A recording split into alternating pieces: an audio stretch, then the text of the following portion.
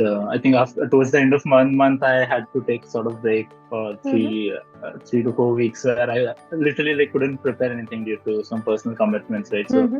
I think, and then I had to take started reading up on the concepts and learning the concepts.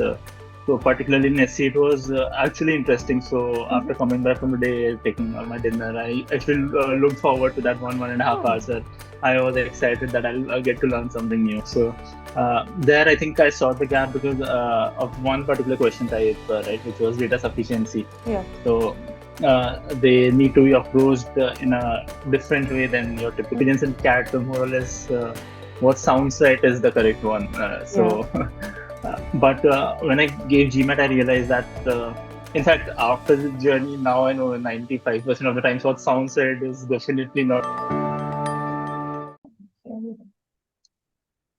Hi, Amogh. Thank you for taking Hi, this Rashmi. time Hi. out to do this interview. I know you're very camera shy, but thank you so much for being here today. And a big, big congratulations on your 760. So, Thank you. how Thank you does so it much. feel? Did you expect that score when you saw that score pop up on the screen? What was your reaction? Yeah, honestly, I was happy to see it, but again, at the same time, I was expecting because I would have Mm-hmm. been honestly, I would have been disappointed if I Yeah. didn't see a 760 out there. So, 760 was my target, and I wanted to get that there in my first attempt, and Yes. to see that it was really pleasing and satisfactory. I'm sure I remember the first mail that you sent us in which you had said that, this is the kind of score that I'm looking at. You're very Yeah, clear from the get-go that where you wanted to reach. And I think that is what sort of defined and structured your prep that really helped you get here. And that's what yeah, we are here to talk about, sure. this journey to GMAT excellence. Yeah, So tell me, Among, it has been a journey of 3 months, right? From the day you took your cold mock right. to, Yeah, yeah, it's roughly roughly 3 months. three. Yeah. Yeah. So anything that stands out during this journey of 3 odd months that, that's your biggest key takeaway in this journey? Uh, So I think it's important to be regular, I would say, Mm-hmm. because for Mm-hmm. me, what happened, I think I signed up for the 2 month subscription because I Mm-hmm. was pretty much confident that I would be able to finish it Mm-hmm. in 2 months and then give my GMAT, Mm-hmm. right? But I think after towards the end of month, I had to take sort of break for Mm-hmm. 3 to 4 weeks where I literally couldn't prepare anything due to some personal commitments, right? So Mm-hmm. I think, and then I had to take an extension, Mm-hmm. but again, so when I went back after that break, it was like what I have studied, I sort of have forgotten it, right? Mm-hmm. So Mm-hmm. uh, to go back and then revise those things, Yeah. I think that would have been better when if you are regularly in touch, right? So during the second lag, I made sure that I'm doing it daily, even if sometimes it might Mm-hmm. be 1 hour, sometimes it might be 30 minutes, sometimes it might Mm-hmm. be 3 hours, right? But whatever it is, I try to at least practice daily or go through some concepts Mm-hmm. and not skip the day altogether. Mm-hmm.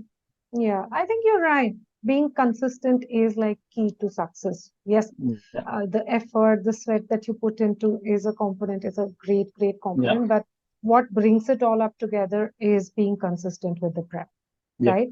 I'm sure this consistency must not have come easy. Of course, barring that break, given the kind of busy work life that you have, to be able to squeeze that time out of your professional life must also have been challenging. So, how did you manage that bit?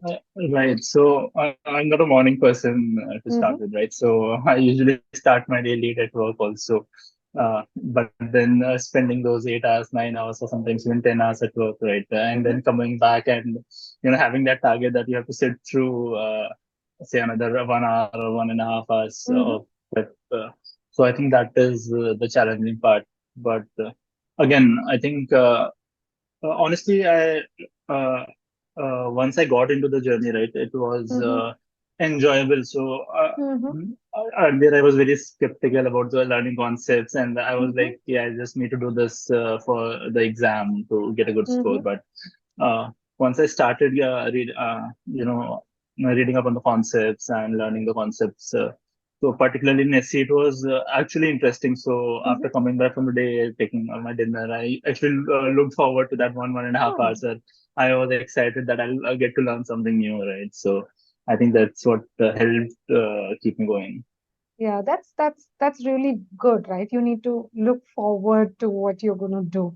And it's nice that you Yeah. found it interesting. So it must have been like a nice, refreshing break after a long day of hard work, right? Right. So, So sometimes I had planned for 1 hour and I actually ended up spending 2 or 3 hours just because that particular block of what I was studying was really interesting. So got it. And I think the fact that, yes, verbal was where you needed more effort to really get a good score on the GMAT was proved by the first mock which you took. You got a right. 690 on that with a, I No, think, a that's right. Q49 and a V35, right? Correct. Yeah. Okay. So from there to a 760 with a Q50 and a V42. So a good 7 point improvement in verbal is great for somebody who hadn't, Yeah. actually prepared for GMAT, right? Yeah. So tell us when you took the first mock, what was the kind of analysis that you did and what were the bigger challenges that you anticipated that you will face during your prep? Okay, so to start with the quant, I think I was still expecting. So quant, I was more or less, I would say, overconfident at that point of time that I'll Uh-huh. be able to do well in quant. But Okay. when I gave the mock, right, it was a 49, so I was expecting 50 or 51, right, Mm-hmm. Uh-huh. which typically people with engineering backgrounds have on their actual GMAT. So there, I think I saw the gap because of one particular question type, right, which was data sufficiency. Yeah. So they need to be approached in a different way than your typical Mm-hmm. quant question. So that was on the quant side. So that is when I thought, right, this is the part if I focus on, I'll be able to make it to that 50 or Mm-hmm. 51. Uh, on the verbal side, I think all three I think CR was something I felt comfortable with. I had a Mm-hmm. decent percentile there, but Mm-hmm. again, SC and RST, those were lagging behind it. I had lower percentiles there. So Mm-hmm. my main goal at that point of time was to improve my score in verbal, and then whatever time I have left, I'll focus on the data sufficiency part in quant, and then go for the exam. So that was the rough plan after the mock.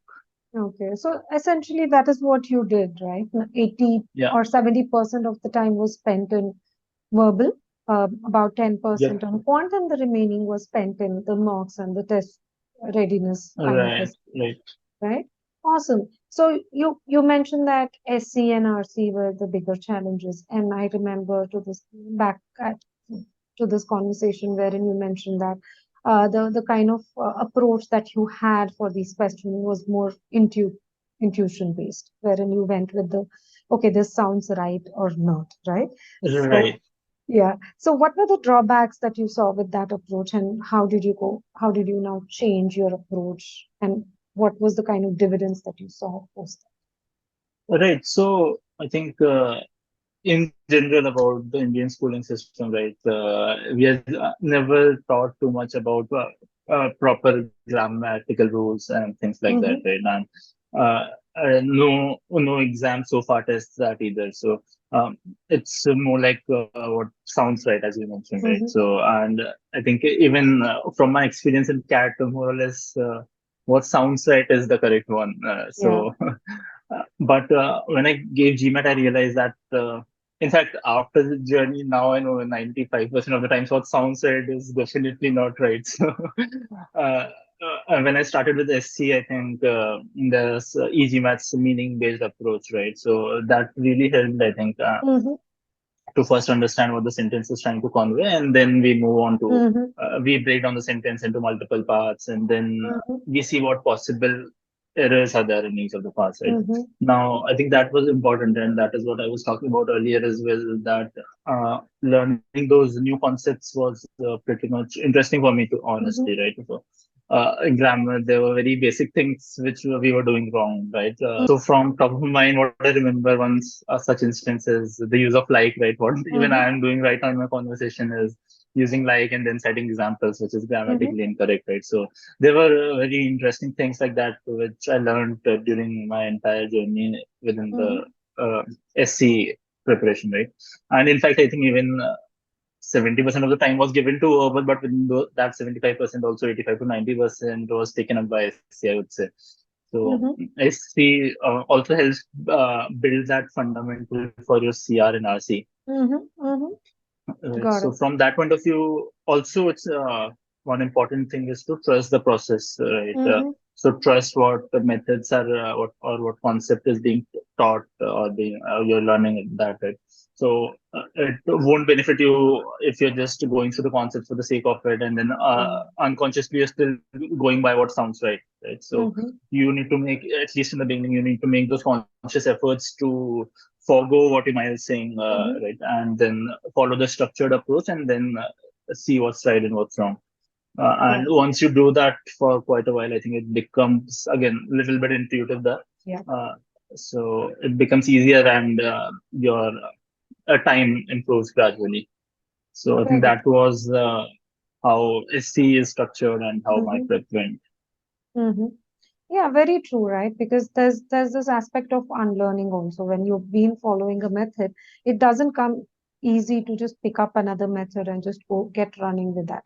The first Right, step is to take a step back and then unlearn what you've been doing and consciously apply the new method till that becomes intuitive to you.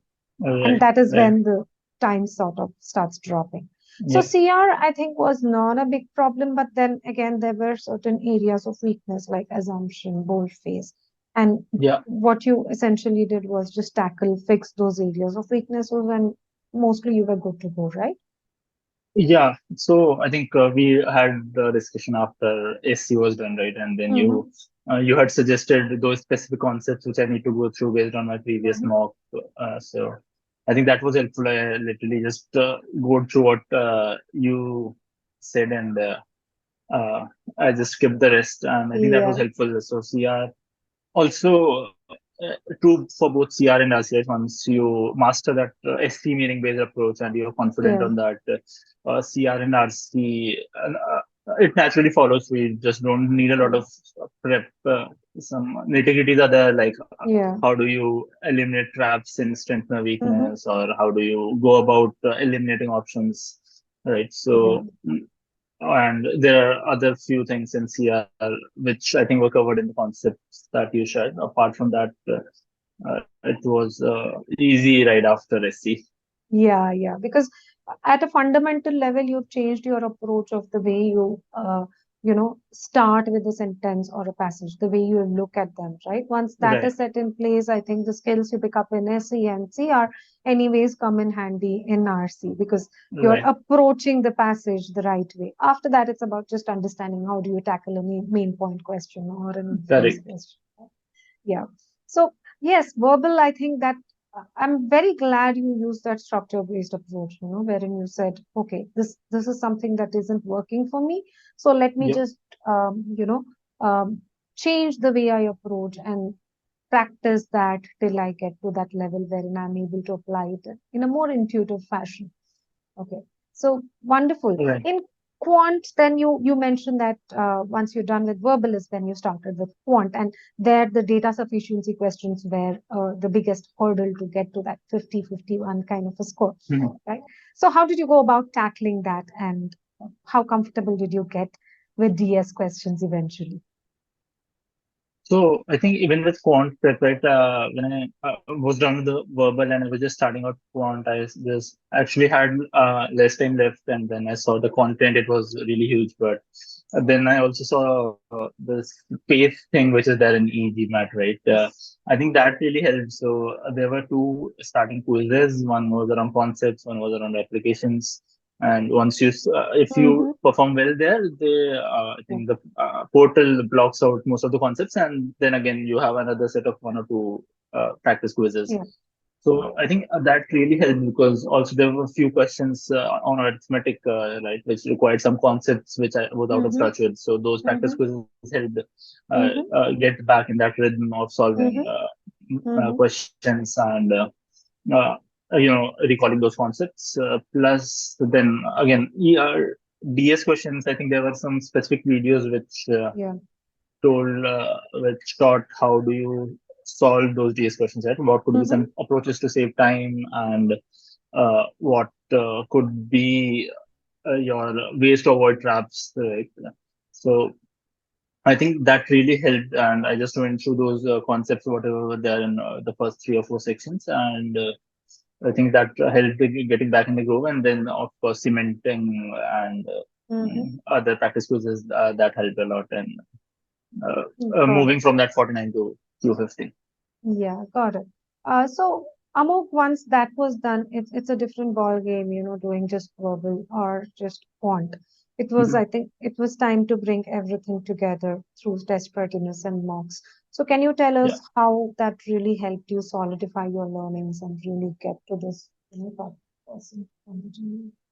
Yeah, so I think during all this while almost say 7 weeks, I hadn't given any other mock apart from the one which you mentioned, which Mm-hmm. was before the prep, right? So now I was a little bit confident on what I had learned individually in verbal and Mm-hmm. quant, albeit, but I was confident that I could I'll be able to apply those in a real test Mm-hmm. scenario, right? So that is when I decided to take up the mock, and I think.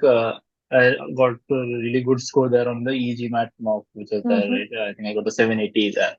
That helped me reinstantiate that confidence which I had, and Mm-hmm. of course, verbal. I think I had a 10-point improvement there, so I think it was a V45 and Q50. Mm-hmm. So that helped, and then I again went back, analyzed the gaps from that mock. There were a few specific things which were missing, right? And then there are those ability quizzes and custom quizzes in which you can mix up sections, mix up multiple topics. So I just went through a few of those, and then I guess we had a discussion, right, where I was a bit skeptical about the score because it was a bit on the higher side, and I just asked you about official marks or do I need to take more marks? So you had mentioned that official mock is usually easier than what we have at e-GMAT, the Sigma X mocks, right? So uh, then I was pretty much confident, and then you shared that study plan, which involved practicing and revising for Mm-hmm. the last 1 week. At that point of time, I just decided to trust what was Mm-hmm. done in the last 2, 3 months, and whatever your plan was, I think I picked up few elements from there which had some practice quizzes, Mm-hmm. right? So I just went through those practice quizzes Mm-hmm. a few times and then went through the mistakes again, revised my notes on verbal, which had all these Mm-hmm. concepts about grammar. And I think that was pretty much it on what I did for the last Yeah. 5 to 6 days after that official mock. And Right. of course, yeah, I brushed up on the AWA templates, which Mm-hmm. again you Mm-hmm. had shared on the thread, right? Plus, so what I did to keep myself calm was I actually went through the IR questions. So I hadn't gone through the IR course on Mm-hmm. e-GMAT before that, but then I think I was actually those questions are again interesting. So right, I Mm-hmm. love that analytical kind of questions and Mm-hmm. that reasoning questions. So I was just attempting IR for fun, to be honest, at that point of Uh-huh. time, and that actually helped with both quant and verbal. So that was Mm-hmm. the best part about IR because they have Mm-hmm. some quant-based questions, some verbal-based Yeah. questions. Okay, so Mm-hmm. I think so. The last practice I got on quant and verbal was through IR, and I think Mm-hmm. that helped me keep calm. And since I was doing well on that section, it also helped Mm-hmm. build that confidence. Yeah. Uh, Apart from that, so that is the kind of preparedness I went Mm-hmm. to the exam. So, Amok, that's really good, You don't have to solve a ton of questions to really get to a top score. What you need to do is solve limited ones, review them, and really take the learnings and improve from one quiz to the next and one mock to the next, right? Yeah, I think So, it's all about finding that optimal point where you are yes, confident that you have learned concepts, and it's not like going empty-handed that you only have learned concepts, but get that optimal amount of practice where you're pretty much confident that you're able to apply what you've learned. I think exactly. that's the balance Yeah. you need to find. Yes. And I think very one great thing that you said is you trusted in the ability you had built. You had Yeah. seen that data which showed that, yes, you are able to get this top score. So don't let any outlier sort of take you back from Mhm. where you have gotten to, right? So Yeah. awesome. So tell me, with all this thing, what was your mindset getting into the test? Were you confident? How did you manage nerves, if any? And how was your test day experience like? I actually went in with the same mindset which I was having for the last few days, right? So I just wanted to have trust in whatever was done in the last 2, 3 months. Didn't want to, spend a lot of time at the last moment. But Mm-hmm. I did go through a few concepts because I don't have a very sharp memory. So just wanted to go through those specific Mm-hmm. concepts which I needed to remember. So I went through them in the morning. But apart from that, uh, I was honestly confident on that it should go well, right? And I have done my best over the last 2 to 3 months, and now whatever is there, there's always some uncontrollables which are beyond your grasp, right? So Mm-hmm. uh, no point worrying about them. So I went with that mindset to the exam, and as I mentioned, I did have some experience giving other kind of competitive exams like CAT, right? So uh, not anxious really, but yeah, I just wanted to get in there. I did have a sort of pressure in my mind to get to that 760 score, but uh, rest I just wanted to trust the ability built and the practice done so far, and go in there with that experience. Mm-hmm. So mm, I think that was it, and I think the process even at test center was more or less smooth. Actually, my the first system I was allocated was not working, so that was the only hiccup I got there. Mm-hmm. But again, it was a very quiet environment. Everyone was busy with their own exams, Mm-hmm. and yeah, so I think it was overall a calm and confident mindset, to be Mm-hmm. honest, before the exam, and I think which is important, right? It's Yeah. also, one more thing at the back of my mind, I always had this that for whatever reason, if I'm not able to, score well, it's not like an exam which is happening once a year, and I Yeah. have to wait another year. So I can quickly go back, book another slot, and give it another shot. So that backup mindset also was there, Mm-hmm. I think, somewhere in the unconscious mind. But so no pressure because of that, because I was. Mm-hmm. Not worried about that this is the only attempt, Mm-hmm. right? So from that point, no pressure, but yeah, a little bit pressure from that key. I have been targeting a good score, and I want to Yeah. get preferably in the first attempt, right? So Mm. a little bit of a mixed thought process there, but yeah, I think that helped because if Yeah. you're going in with too much pressure, right? I think a lot of candidates have to give GMAT just before the applications or whatever the scenarios are, right? So when you're going in with that mindset, you're already worried about putting in your B school applications, and then if you don't get a good score here, either you're compromising on your applications or you're compromising from R1 to R2.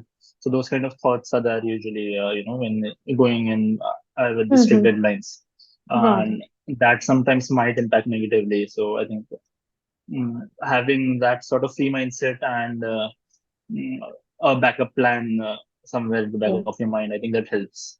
Yeah, I think very, very true. 90% confidence, 10% any contingency plan, that'll Yep. take care of if those very few, scenarios wherein things might not fall in place. Very Yep. good. So, but yes, I'm glad that you didn't have to fall back onto that Yeah. contingency plan and you did get your 760 in the first attempt.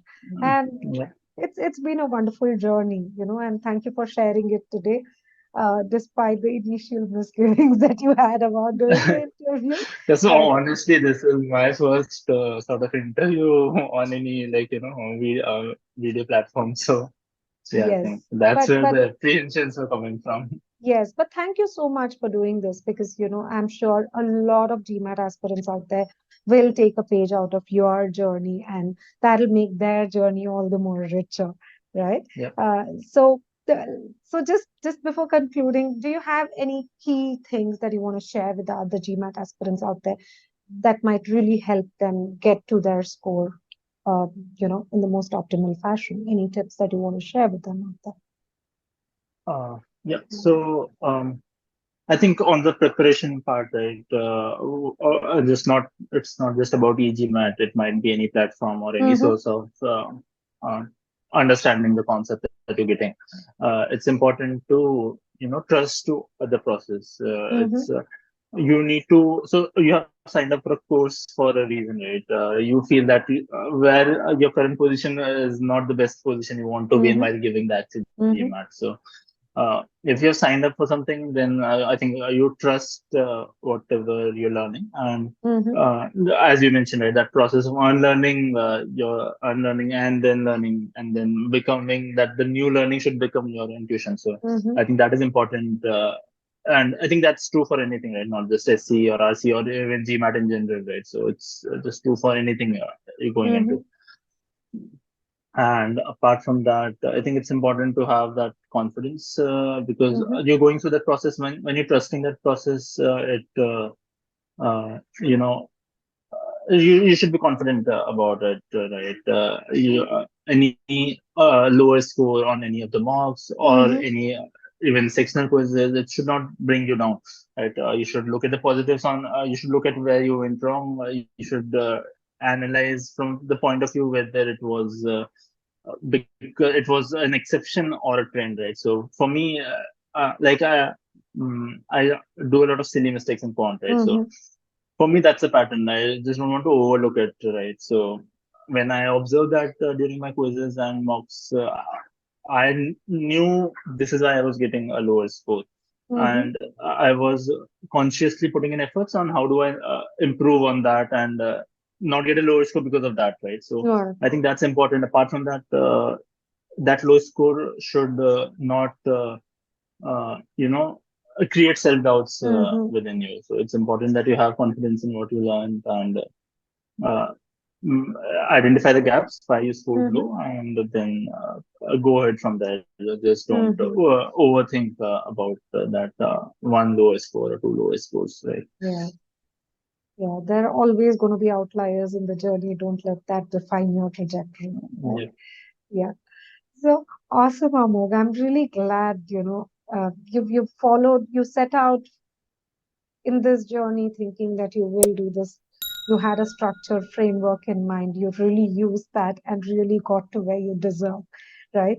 I'm really glad that it was just such a beautiful score in the end, and it was worth the kind of effort and sweat you put into the preparation.